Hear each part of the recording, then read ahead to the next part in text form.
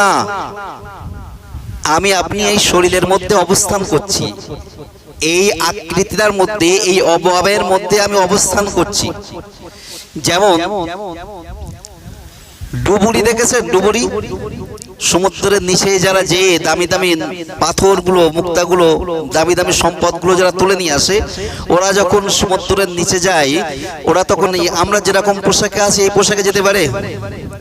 ওদের জন্য একটা বিশেষ পোশাক আছে তো। আবার যারা প্লেন চালায়, পাইলট বলে, এই পাইলটরা যখন প্লেন চালায়, এরাও কি স্বাভাবিক পোশাকে থাকে না এদের একটা নির্দিষ্ট পোশাক আছে? নির্দিষ্ট পোশাক আছে। এই একই প্লেন আবার যদি মানুষ যা বাহিনা হয়ে এটা মহাকাশ যান হয়, তো সেই মহাকাশ যানে যে সমস্ত বিজ্ঞানীরা থাকবে, তাদের ড্রেস কি এই সাধারণ প্লেনের পাইলটের মতো হবে? তাদের পোশাক আলাদা, তাই না? তো কেন এই পোশাককে আলাদা করা হয়েছে? কেন?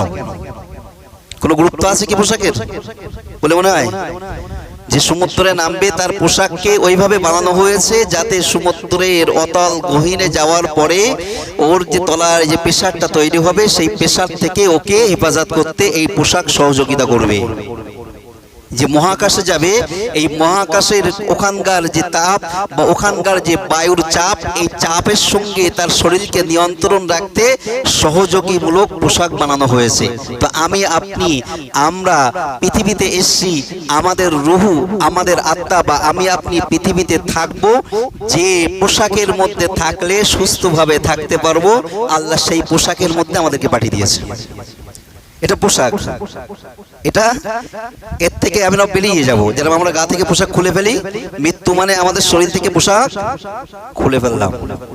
তো যেমন আমরা যখন মক্কায় বা মদিনায় যাই বা তুরস্কে, এই তুরস্কেও যদি যাই, তো এখানকার মিউজিয়ামগুলোতে দেখবো যে সেখানে রাসূল করিম সাল্লাল্লাহু আলাইহি ওয়াসাল্লামের ব্যবহৃত রুমাল আছে, তার ব্যবহৃত জুব্বা আছে, তার ব্যবহৃত আর অন্যান্য আসবাবপত্র আছে। বা আমরা যদি কলকাতায় যাই, তো কলকাতায় ভিক্টোরিয়া বলে একটা জিনিস আছে না? গিয়েছেন তো? আমরা সবাই গিয়েছি তো নাকি? ভিক্টোরিয়ার ভিতরে ঢুকেছেন? ওর ভিতরে কি আছে? দামি দামি সম্পদ, সোনা দানা কি আছে? ওই যুগে, যে যুগে ভিক্টোরিয়াকে বানানো হয়েছিল, ওই যুগে যে সমস্ত রাজা বাদশারা ছিল তাদের ব্যবহৃত জিনিসপত্র, তাই তো নাকি? কেন রাখা হয়েছে এগুলো? আবার মানুষ টিকিট কেটে দেখতে যাচ্ছে কেন? আসলে কি এগুলো কি সেই ব্যক্তি না সেই ব্যক্তির সংস্পর্শে তার ছোঁয়া লেগে আছে? ওই জিনিসটাই তার ছোঁয়া লেগে আছে। তার ছোঁয়া লাগার কারণে এটাকে আজকে মানুষ টিকিট কেটে মূল্য দিয়ে দেখতে যাচ্ছে এবং সেটাকে সংরক্ষণ করা হয়েছে। রাসূলের ছোঁয়া লেগে আছে, তাই মানুষ সেগুলোকে দেখতে যাচ্ছে যে রাসূলের মানে স্পর্শ লাগা একটা কাপড় এখানে আছে, রাসূলের স্পর্শ করা একটা পাত্র এখানে আছে। এটাকে দেখে মানুষ আলাদা একটা তৃপ্তি নেয়, তাই না? কেন? যে শুধুমাত্র এই ব্যক্তিটা মহান হয়েছে, তাই। এই ব্যক্তিটা কি মানে যে যেটাকে সংরক্ষণ করেছে তাদের মানে সংজ্ঞায় সেই ব্যক্তি মহান হয়েছে, তাই। এখন কোরআন যে সংস্পর্শে নেয়, যে ব্যক্তি তার জীবনে কোরআনকে আঁকড়ে ধরে, সেই ব্যক্তির শরীর, এটা তো শরীর, তাই সে এই শরীরের সংস্পর্শে এসেছিল। তাই বলা হচ্ছে যার সিনাতে পুরো কোরআন সংরক্ষিত থাকে, ও লাশ সংরক্ষিত থাকবে কবরের মধ্যে। ওটা তো না, কিন্তু কোরআনের কারণে ও নিজেকে মর্যাদাশীল করেছে বলে ওর সংস্পর্শে ছিল ওই শরীরটা, তাই শরীরকেও অক্ষত রাখা হবে। বোঝাচ্ছে কোরআন কি জিনিস? কিছু বলে না। কোরআন কি জিনিস বোঝাচ্ছে? সংস্পর্শে আসার কারণে। আরো একটা উদাহরণ আমি প্রায় দিয়েছি, হয়তো আপনাদের বললে পর মনে পড়বে, যে আমরা বাড়িতে যত দামি কাঠ দিয়ে আসবাবপত্র বা বিভিন্ন রকম আলমারি বানাই না কেন, এটাকে কোনোদিন ধরে হাত ধরে জড়িয়েও ধরি নে, চুমাও দেই নে, কিন্তু অনেক কম দামি শিরিষ কাঠেরও যদি একটা রিয়াল কাটা হয় যার উপরে কোরআন রাখা হয়, এটাকে বুকে জড়িয়ে ধরি। যাই হোক, তো কোরআনুল কারীম পৃথিবীতে এসেছে কি জন্য? মানুষকে তার চরিত্রকে তলানি থেকে তুলে একদম উচ্চ শিখরে পৌঁছানোর জন্য। এমনকি রাসূল করিম সাল্লাল্লাহু আলাইহি সাল্লাম এই কোরআনের সংস্পর্শে আসার কারণে 10 জন সাহাবাকে দুনিয়াতেই জান্নাতে সার্টিফিকেট দিয়েছে। তোমরা মরণে তাই কি হয়েছে তোমাদের আগে থেকেই বলে দিচ্ছি, তোমাদের জান্নাত অবধারিত। এবং আল্লাহ পাক রব্বুল আলামিন সমস্ত সাহাবাদের জন্য পাঠিয়েছে সূরা বালাদের মধ্যে যে রাদিয়াল্লাহু আনহুম ওয়া রাদু আন, আমি আল্লাহ সাহাবাদের উপরেও সন্তুষ্ট, সাহাবারাও আমার উপরে সন্তুষ্ট। তো আল্লাহ যাদের উপরে সন্তুষ্ট তাদের অবস্থান কোথায়? কিছু বলে না, কোথায়? জান্নাতে। এরপরে বলি কুরআনুল কারীম, তাহলে আমরা বুঝলাম কোথা থেকে এসেছে, কিভাবে এসেছে, কার কাছে এসেছে, কি জন্য এসেছে। এবং কুরআনুল কারীম কত দিনের জন্য পৃথিবীতে এসেছে? 1400-1450 বছর আগে মক্কায় অবতীর্ণ হয়েছিল, মদিনায় অবতীর্ণ হয়েছিল। আগামীতে কতদিন থাকতে পারে? এখনো যেহেতু আছে, তো আগামীতে কতদিন থাকতে পারে? কুরআনুল কারীম পৃথিবীতে থাকবে কিয়ামতের প্রাক্কাল পর্যন্ত। কতদিন পর্যন্ত পৃথিবীতে থাকবে? কথা বলে না।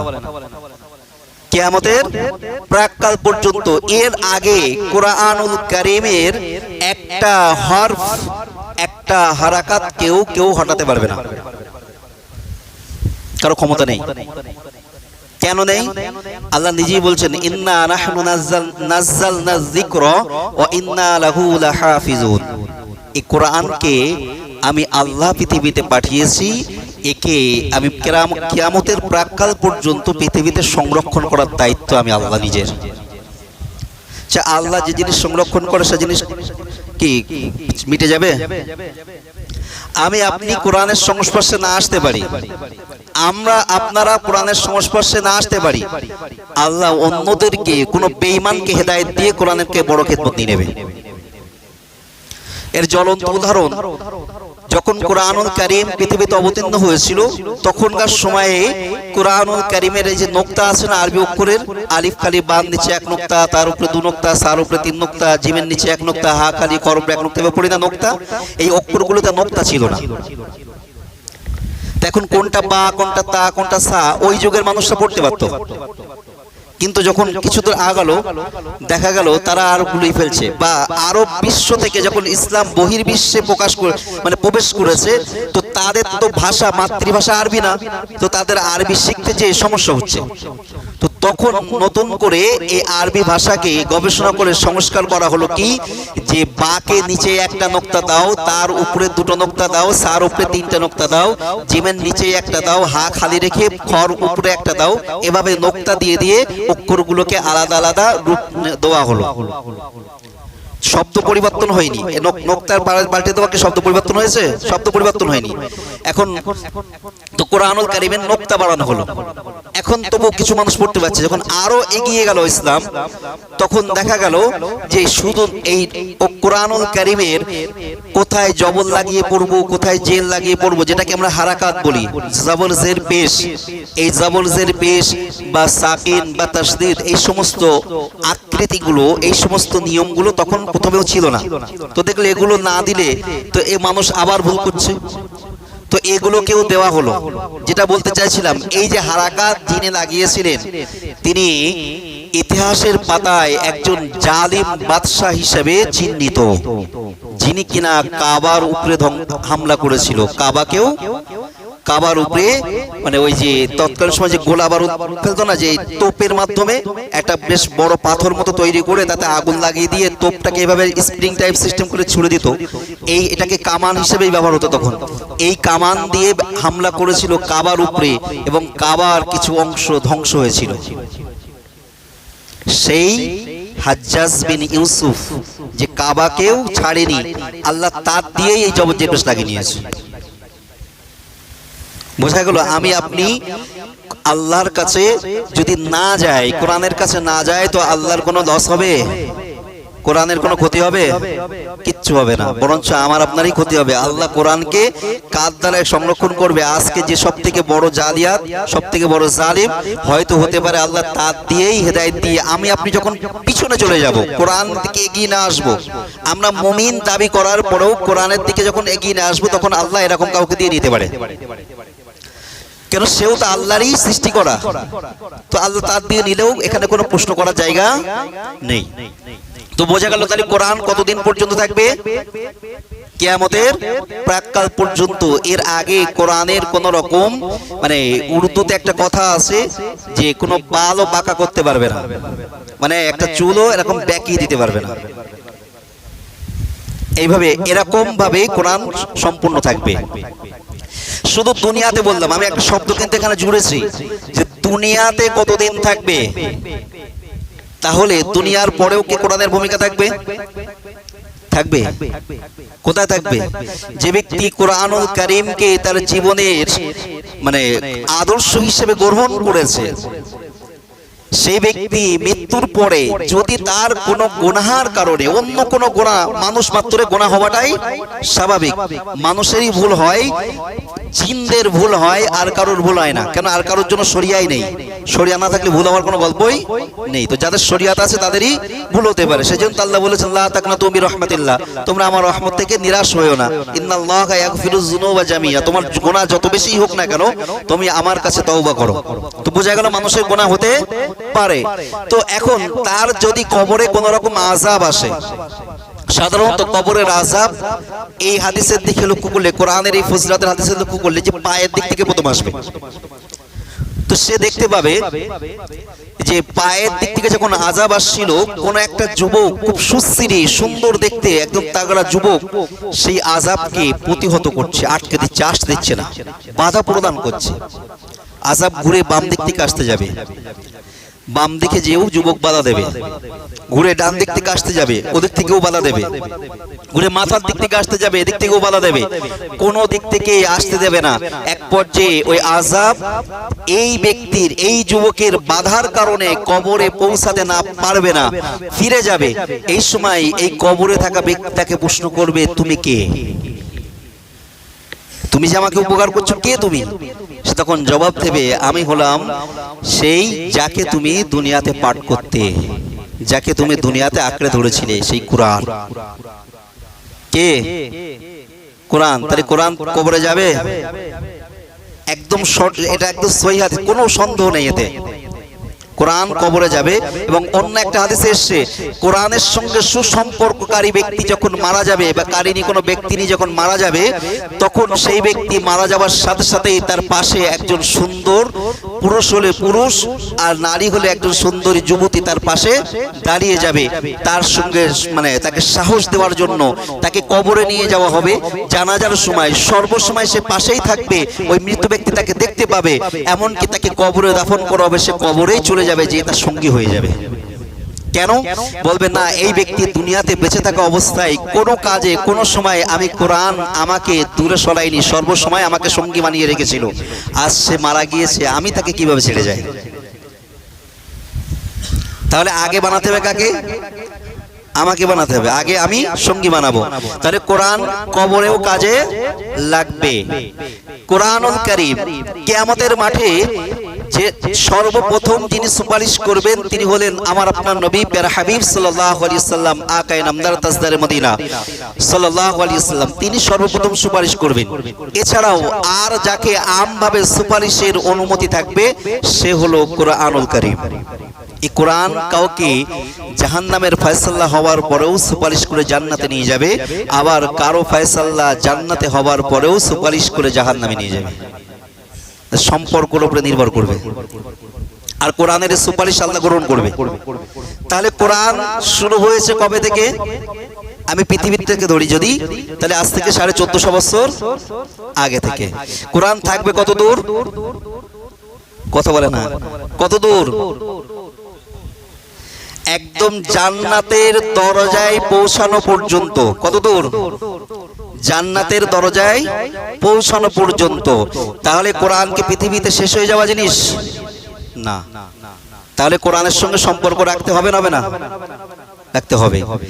দ্বিতীয়ত বলি, এখানে মনে হতে পারে যে কোরআন ওই পর্যন্ত কিভাবে যেতে পারে, একটা প্রশ্ন অনেকে থাকতে পারে। কোরআনুল কারীমের জন্য আর একটা শব্দ বা আর একটা নাম ব্যবহার হয়, যেটা আমি গতদিনও বলেছিলাম, কালামুল্লাহ। কি বলা হয়? কালামুল্লাহ মানে কি? কথা বলেন। আমি গতদিনও তো বলে দিয়েছিলাম মানে কি, আল্লাহর কথা। কালাম মানে কথা, আর আল্লাহ তাহলে ওর সঙ্গে মুল্লা, এখানে আরবিতে মোজাফ মোজাফেলা হয়েছে বলে কালামুল্লাহ। আসলে শব্দটা আলাদা করলে কালাম আল্লাহ, এই দুটো শব্দকে এক জায়গায় করে কালামুল্লাহ, আল্লাহর কথা। কি বলেন? আল্লাহর কথা। এটাকে আমি গতদিন বলেছিলাম যে কথা হলো যার কথা তার সিফাত। এখন কিয়ামতের মাঠে মানুষের আমলনামা থাকবে না থাকবে না? আমলনামা কি করা হবে? ওজন করা হবে কিয়ামতের মাঠে, তাই তো? পাল্লাতে ওজন দেওয়া হবে। আচ্ছা, আমলনামায় বা আমলনামা বলে আমরা যে জিনিসটা বলছি, যেখানে সওয়াব বা গুনাহ দুটো লেখা থাকবে, তাই তো? এই জিনিসটাকে ওজন করা হবে। এখন ওজনের বিষয়টা ছেড়ে দেই, তো এটা ওখানেই থাকবে। তো এই আমলনামায় সেটা সওয়াব হোক বা গুনাহ হোক, এটা কি শুধু শরীর দিয়ে যে কর্মগুলো, যে ক্রিয়াগুলো করা হয় এটাও থাকবে, না আমরা যে কথাগুলো জবান দিয়ে বলেছি এটাও ওতে থাকবে? কথা বলে না, সবাই বুঝতে পারেননি মনে হয়? আমরা যে কথা বলছি এই কথাটা আমাদের আমলনামায় থাকবে না থাকবে না? যদি ভালো কথা হয় তাহলে সওয়াবের দিকে থাকবে, নেকির দিকে থাকবে। খারাপ কথা হলে গুনার দিকে থাকবে। এই কথাটা, এই ভালো কথাটা, সুবহানাল্লাহ, আলহামদুলিল্লাহ, এটা আমি কথা তো, এটা তো আমার কালাম, আমার মুখ থেকে বার হয়েছে, তো এটা আমার আমলনামায় আছে।